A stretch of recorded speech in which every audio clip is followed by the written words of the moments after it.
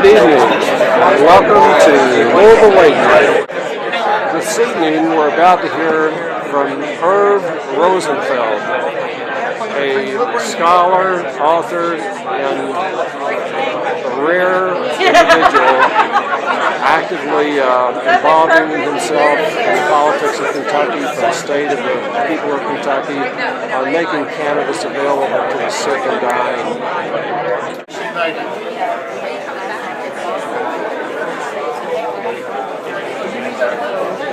You're a Democrat? Are you? Good to see you. I give you a hard time. I give you a hard time the other day. Good to see you. I'm a disabled person, but I'm a very productive member of society. I'm a financial consultant during the week. I teach disabled sailing during weekends. That's all because I have cannabis 10 a day, because I don't take any narcotics or any drugs. And I have a lot of people in the state that are on disability because of prescriptions they have to take or whatever. And if they were able to use this medicine, cannabis, legally, they might be able to get off disability and become a productive member of society. So medicine should be put in the hands of physicians, not lawmakers, and definitely not the police. Okay, you educate your doctors for 12 years for them to go to school to be able to prescribe any medicines that they want to, they found it's needed. If God forbid they do something wrong, then I'm sure there's a board of doctors or whatever that would take away that doctor's license. So do the same thing with cannabis. Pass it so a doctor has the right to recommend it. And if a doctor takes advantage of that, well, then bring them down. Okay, but at least take away the crime from sick patients. Nobody wants to be sick. But when you have a devastating disorder, it's even worse when you find something else that helps you and works, but now you're labeled a criminal. I mean, in this room right now, we have very many law-abiding citizens that are all criminals here. Everyone's breaking your state law. They're using cannabis. And they're criminals. It's not right. Physically speaking, what happens to your body as a result of using this? Right, well, the bone tumors I have grow outwardly from the long bones outwardly into the muscles and the veins. Stretching the muscles and the veins make it very painful, and I can hemorrhage. Okay, so what the cannabis does for me, it serves as a muscle relaxant, thereby easing the muscle tension and muscle pain, less chance of hemorrhaging. It's a sac of fluid over a tumor called a bursa that we're trying to protect it. The more that's inflamed, the higher chance of malignancy. So it serves as an anti-inflammatory. My right ankle, the tibia and the fibula, is fused by a tumor. So there it's pain. So there it serves as analgesic. And with my over 200 tumors that I have off in my body, they could grow at any time, and the new ones could start growing. I haven't had a tumor grow since I was 21, nor a new one exist. And I'm 60 years old now. So this has been a godsend that saved my life. So you got to give back to others. You know, I'm fortunate enough that, by the grace of God, there go I. I'm able to live a very productive life, and I want to help other people in the country do the same thing. Have you tried other drugs? Oh yes, I tried everything, sure. And even illegal drugs. I mean, when you're in pain, you'll try anything. I mean, so I've tried, you name the drug, I've tried it basically, and nothing worked until I found cannabis. And I was an advocate against it. I said, why would a healthy person use an illegal drug when here I had to take all these legal narcotics, all the surgeries I was having?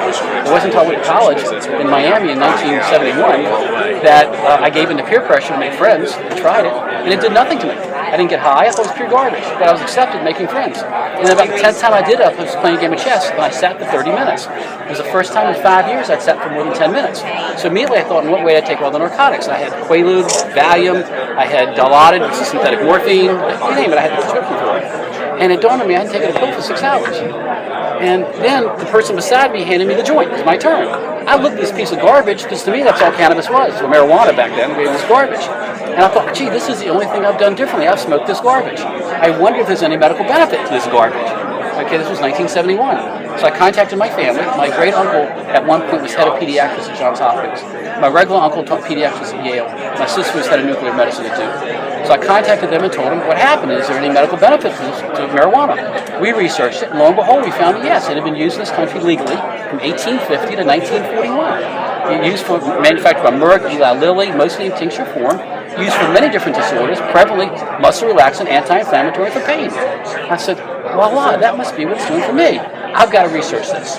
So I would use it for 3 weeks and get miraculously better. My intake of the narcotics and everything would go down by 70%, and I felt much better. But then, it's the one climate in Miami that's doing it. So I'd stop using it for a week, and I'd go back down. And I did this 3 times. And so I realized it was the illegal drug that was doing this. At this point now, this was the spring of '72, and my friends were getting arrested All right. for marijuana. Sorry, they're going to start. Okay, so anyway. Sit for 10 minutes and stand for 10 minutes. And I thought, what way did I take all the narcotics? I had morphine, I had Quaalude, I had Valium. You name the prescription, I had it, legally. And it dawned on me, I hadn't taken a pill for 6 hours. Well, then how could I sit for the first time in 5 years? And just then, the person handed me the joint. It was my turn. I looked at this piece of garbage and thought, this is the only thing I've done differently. I've smoked this garbage. Because to me, that's all cannabis was, or marijuana. I didn't know about cannabis then. So I thought, maybe this might have some medicinal value. And this was 1971, the fall of '71. Well, I called my great uncle, who was at one point head of pediatrics at Johns Hopkins. I called my regular uncle, who taught pediatrics at Yale. I called my oldest sister, who was head of nuclear medicine at Duke. I told her what happened. And we researched it. Lo and behold, we found that cannabis was used in this country legally from 1850 to 1941. Manufactured by all the major pharmaceuticals, Merck, Eli Lilly, mostly in tincture form. Used for many different disorders, but prevalently for muscle relaxant, anti-inflammatory, and for pain. Well, voila, that's what it was doing for me. I tried it, I experimented with it, and it was the best medicine for me. But again, to use marijuana in 1972, I was considered a criminal. Okay, and my friends were getting busted. I knew it was only a matter of time until I got busted. And I didn't ask for my bone disease. All I asked was for the best medicine possible. That's all anybody cares about. So I decided the federal government was the one who outlawed it, then the federal government should be the one to supply it. So I went back to Virginia, my home state, and I took on the federal government. Now, not many people can say they took on the federal government and won. It took me 10 years, but I won. Okay, I convinced the federal government that my bone disorder was best served by using medical cannabis. So they started supplying me this tin can of cannabis. Normally we have 300 cigarettes in here, and I go through this every 25 days and have for over 30 years. 30 years.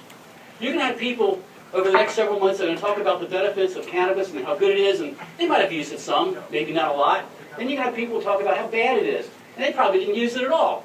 Okay, I'm here to tell you that I'm living proof. 30 years of using it legally, 42 overall. If there's any detrimental side effects of this medicine, wouldn't you think I would show it? Okay, now I'm a financial consultant in Fort Lauderdale, which is a very stressful job, spending other people's money, but I do that.